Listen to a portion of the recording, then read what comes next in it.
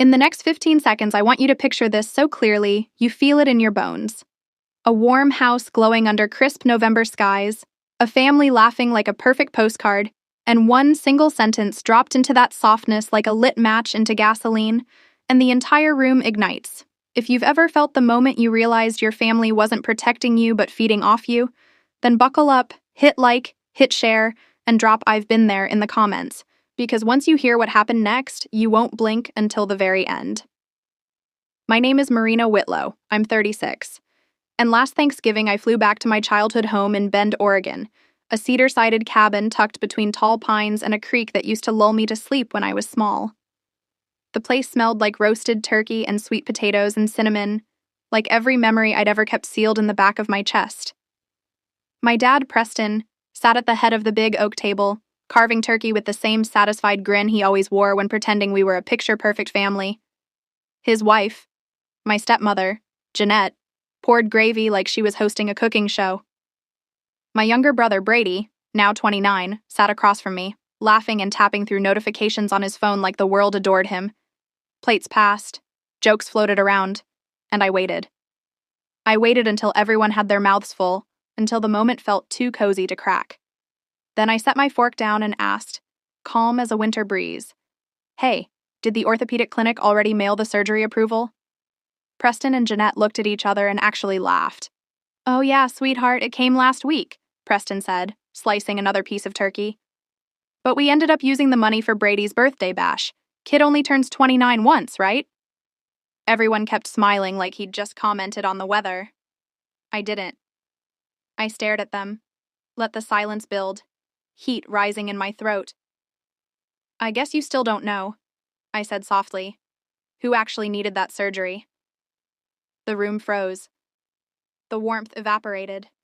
Brady tapped his phone slower, then stopped entirely. Preston's hand trembled around the knife.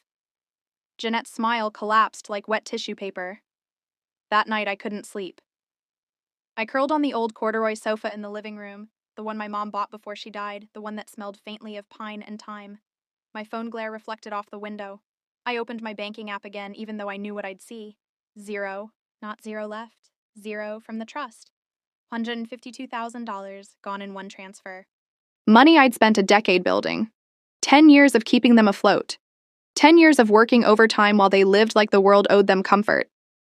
Brady's tuition at Oregon State, his Audi down payment, his luxury apartment deposit when he said he needed the right zip code to network, the credit cards he maxed every month then tossed to me with a shrug. I never said no. Not once. And the surgery? 11 months earlier, Brady crashed at my apartment after a bar crawl with friends. He passed out face down on my couch, snoring like a broken engine. I noticed his wrists were puffed up again. He'd been complaining about pain for months, but brushed it off like he always did. Something in me, I don't know if it was instinct or dread or leftover responsibility, told me it was something serious. And because I was always the fixer, always the one who handled everything, I ordered a test kit. While he slept, I collected 2 small vials of blood. Took them myself to the lab at dawn. 2 days later, my old friend and once love, Dr. Raymond Locke, an orthopedic surgeon I trusted more than anyone, called me personally. His voice was grave. "Marina, your brother has early-stage degenerative bone disease. 6 to 9 months for intervention if he wants to avoid irreversible damage. He needs surgery, and he needs it soon." I didn't tell anyone. Not Preston, not Jeanette, certainly not Brady. They'd have twisted it, used it, ignored it, or worse, accused me of being dramatic. So I did what I always did. I handled it alone.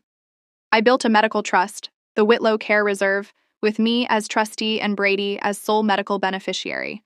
$152,000 saved penny by penny. Bonuses, tax refunds, freelance gigs instead of vacations, all to make sure he didn't lose his future. Because I traveled for work, project management for a logistics firm, I added a single emergency clause. If I was unreachable and Brady faced immediate medical risk, either parent could authorize funds with verbal confirmation and a follow-up email. I never thought they'd use it. Oh, but Jeanette found a way. While I was stuck in Chicago for a project, she called my private banker sobbing on the phone, claiming I was overseas and unreachable, and Brady was in crisis. Then she forwarded an email from an address engineered to look like mine, Marina.corp travel 8780 something. The banker saw the clause, heard her crying, saw the fake email, and released the full $152,000. And where did that money go? Brady's 29th birthday blowout. A 3-day rental of a luxury lodge near Mount Hood. A DJ flown from Los Angeles. 200 guests. Half of them people Brady called followers instead of friends. Drone fireworks. The works. I watched the videos on his socials. Him crowd surfing. Him laughing with an open bottle of champagne. Him pointing at a neon sign reading 29 and limitless. Limitless. I stared at those videos until morning light washed the tear tracks off my face. My brother, the boy, I used to carry on my shoulders, was about to lose his mobility because our own parents stole his only chance to avoid lifelong disability, and he didn't even know. But something in me broke that morning. Not cracked, snapped, and once it snapped, I didn't want to fix it anymore. At 2 a.m, the doorbell rang like someone was pounding the world apart. I knew it was them before. I even opened the door. Preston, Jeanette, Brady, all. 3 smelled like bourbon and entitlement. Jeanette shoved past me with a stack of statements. "You cut off every one of Brady's cards," she shrieked. His Amex got declined. He couldn't even buy gas. Preston barged in next. The Audi payment bounced. "They're coming to repossess it." In 48 hours, Marina. Brady lingered last, hoodie half-zipped, bruised circles under his eyes. "Sis." They posted a 10-day eviction notice on my apartment. "You gotta fix this." I leaned against the door and breathed. For the first time, I didn't feel guilt. I felt clarity. "No," I said, one word. And it detonated the room. Preston flushed red. Jeanette sputtered. Brady blinked rapidly like he couldn't compute what no meant from me. "Turn everything back on," Brady pleaded. "Just until my brand deal's clear." "No," I repeated. "I'm not your lifeline anymore." Jeanette thrust the statements toward me. "Look what you've done." Preston stepped closer, voice low and threatening. "This family runs on what you provide. You stop, we stop." "Not my problem anymore," I said with a calm that felt holy. Jeanette hissed. "You have 24 hours to restore every account or we'll make sure you regret it." I opened the front door and pointed outward. "Then your 24 hours starts now." They stormed into the night. I locked the door. I waited for guilt. It didn't come. Not even close. The next morning, frost coated the pine needles outside my window like a warning from the universe. But inside my chest, something burned warmer than anger. Purpose. Finally uncluttered. My phone buzzed nonstop. 23 missed calls from Preston. 12 from Jeanette, 8 from Brady, and 1 from an unknown number. That last one chilled me. I opened the voicemail. It was Dr. Raymond Locke.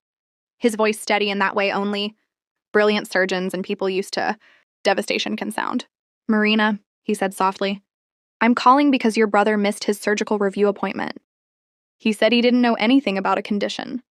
If he doesn't get this handled within the next few weeks, he could lose long-term function. I know this is sensitive, but he trusts you.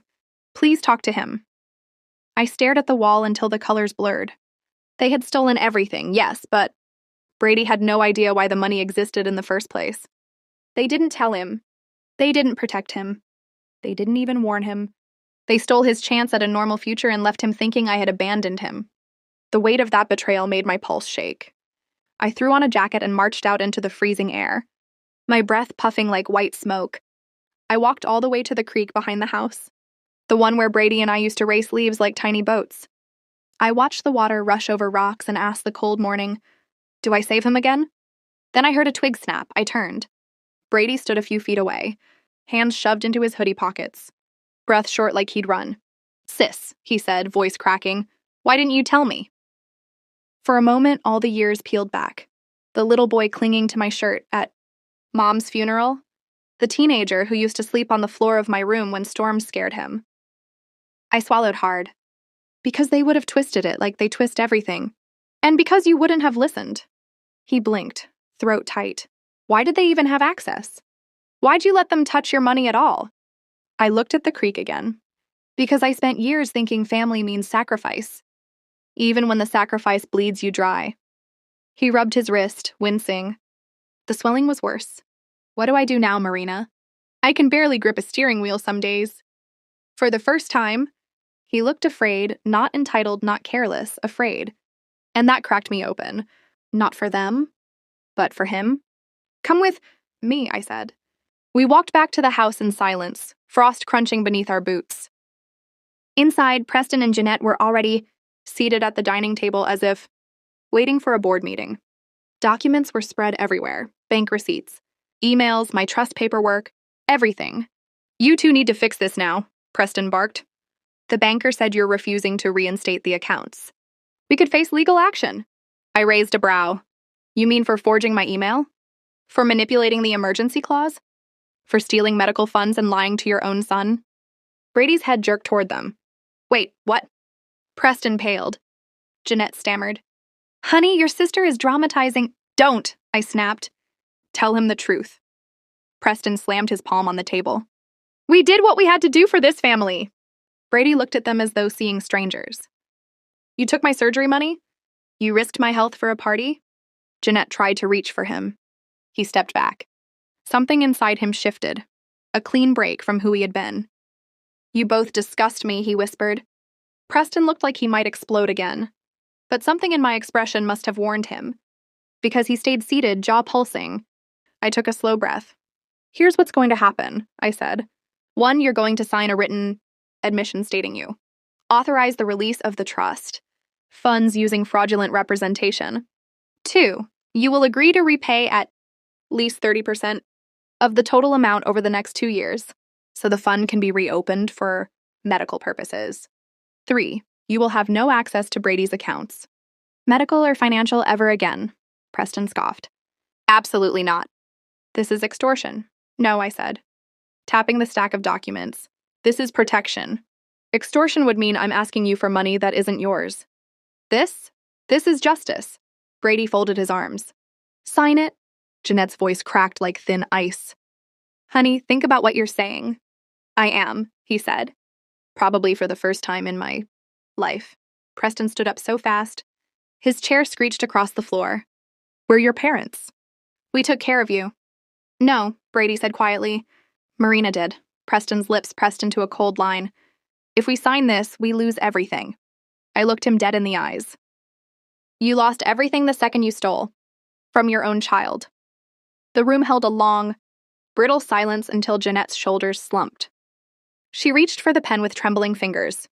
Preston hesitated longer, but in the end, even he realized there was no winning here. Not legally, not morally, not even within the illusion of a family he believed he controlled. He signed. And just like that, centuries of generational manipulation cracked like thin glass. Brady exhaled shakily. I gathered the signed papers and tucked them into a folder. I'll have a lawyer finalize the agreement, I said. Preston scowled.